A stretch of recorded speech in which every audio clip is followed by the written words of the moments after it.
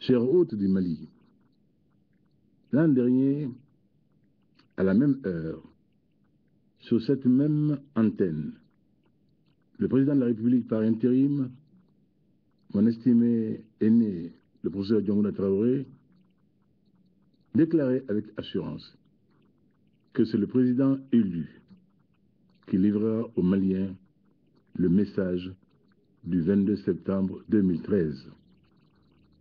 Le pari est gagné. Le Mali est debout et en ordre de marche. Par la grâce d'Allah subhanahu wa ta'ala, par la solidarité du monde entier, par la volonté du peuple malien, et le destin a fait de moi ce président élu, qui a l'honneur et le privilège de s'adresser à la nation en cette veille symbolique. En ce 19 septembre, notre capitale, Bamako, a été le centre de l'Afrique et l'objet de l'attention renouvelée de nos voisins de l'Afrique et de la communauté internationale. De nouveau, nous remercions l'Afrique et le monde. Ils nous ont tendu la main quand la crise multidimensionnelle éclatée à partir de janvier 2012 a ébranlé les fondements mêmes de notre nation. Le 22 septembre nous renvoie à l'histoire, celle d'une poignée d'hommes et de femmes autour du géant, autour du grand Modibo Keïta, qui avait compris que le temps était venu de nous affranchir des tutelles pesantes, que le temps était venu de réaffirmer la dignité de l'Afrique et du monde noir. Nous réduisons à cette occasion notre attachement indéfectible à la fierté du Mali, à l'honneur du Mali, au bonheur des Maliens.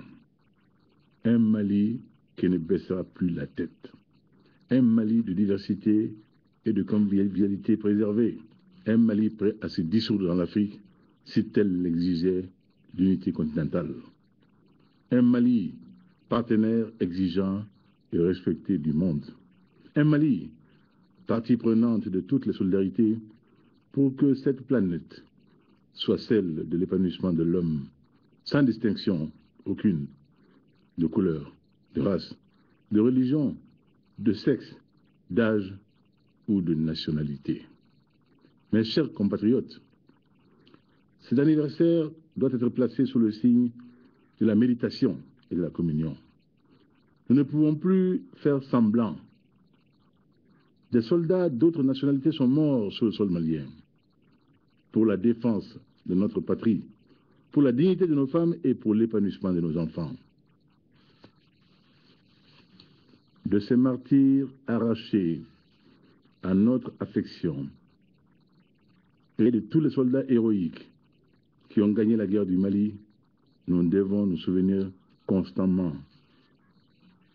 Leur sacrifice n'aura pas été vain. Il commence.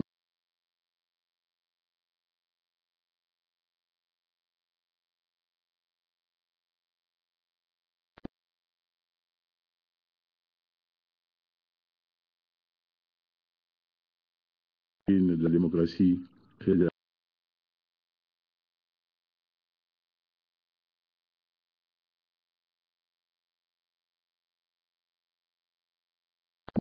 Dans cette nation de grands hommes méritants et de grandes femmes de mérite. Comme dans la Rome antique, je voudrais constamment me souvenir que je ne suis qu'un homme, un modeste homme, choisi par d'autres hommes pour les servir. Nous parlons dès lors de mission historique. Cette mission historique, je l'aurais dit en cette occasion solennelle, consiste à hisser le Mali d'abord à hauteur de ses ambitions contrariées, ensuite de le faire entrer dans le cercle vertueux de la prospérité et de la stabilité. C'est un combat difficile, qui sera de longue haleine, mais le message de notre peuple a été clairement compris. Nous le ferons de manière méthodique, nous le ferons de manière tangible, nous le ferons de manière mesurable, nous le ferons sans concession au gaspillage de ressources et à la délinquance financière. Le service public devra être efficient. Les fonctionnaires absentéistes ou chroniquement rétardateurs devront impérativement modifier leur comportement. Les effectifs pléthoriques et désœuvrés en train de siroter le thé dans un bureau transformé en marché, c'est fini. Chaque responsable, au niveau où il se trouvera, sera comptable de l'effectivité, des présences et de l'efficience de ses subordonnés. Les véhicules de l'État servant à transporter les intrants dans des vergers personnels, terminés. Ils ne devront plus servir que les seuls besoins de leur objet. Quant à l'école, elle devra rester à l'école. Elle ne sera plus tolérée dans la rue. Nous mettrons fin aux achats de diplômes, de même qu'au commerce des épreuves d'examen. Il sera mis un coup d'arrêt à la magouille foncière et à la spoliation des pauvres ou des vrais titulaires. Tout sera fait pour doter le pays d'un système cadastral fiable, et ce, dans les meilleurs délais.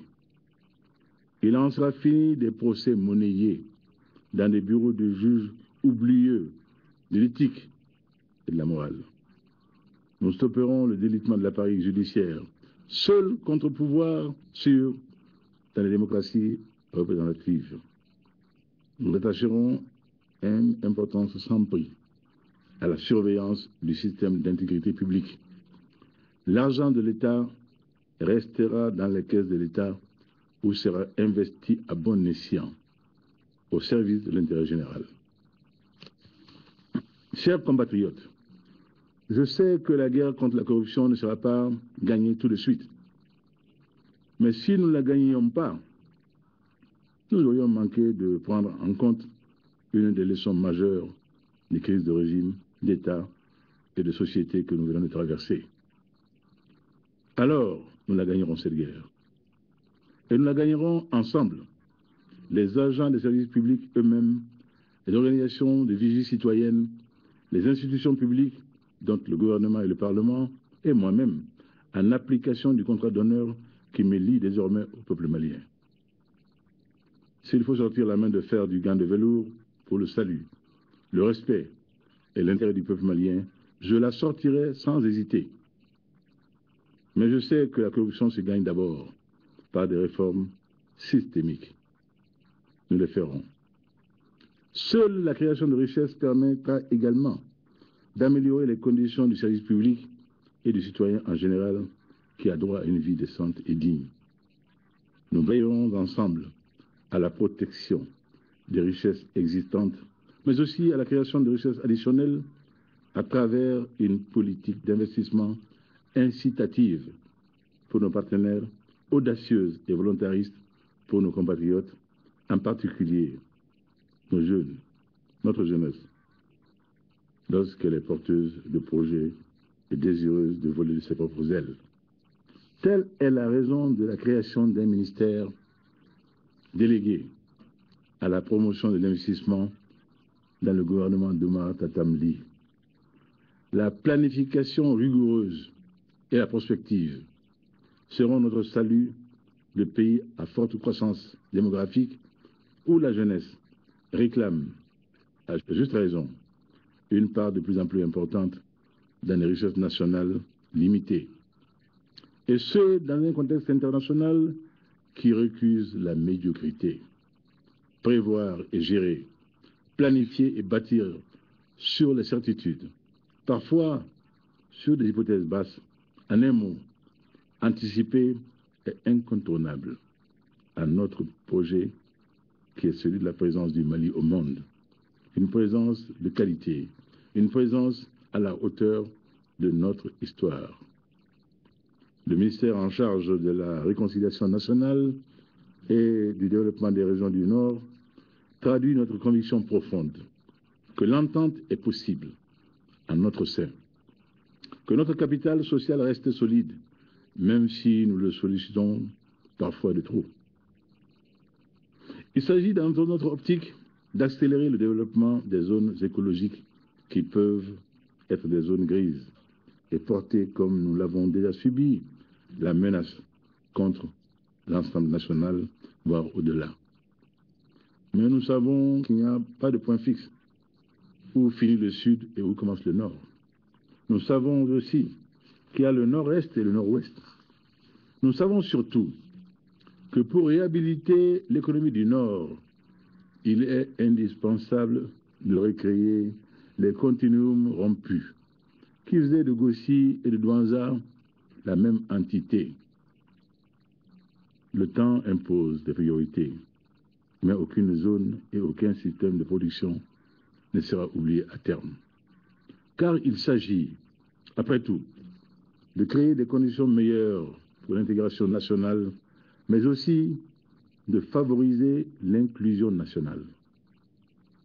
L'une des raisons de la baraka de notre pays réside certainement dans sa capacité à accepter l'autre sur la base de ses qualités. Ce doit être le socle de notre action individuelle et collective, car ceux que l'on qualifie de bourreaux peuvent ne pas avoir que des verrues, et les victimes n'ont pas toujours que des grandes beautés. Hélas. Pour ma part, je n'ai pas d'autre choix.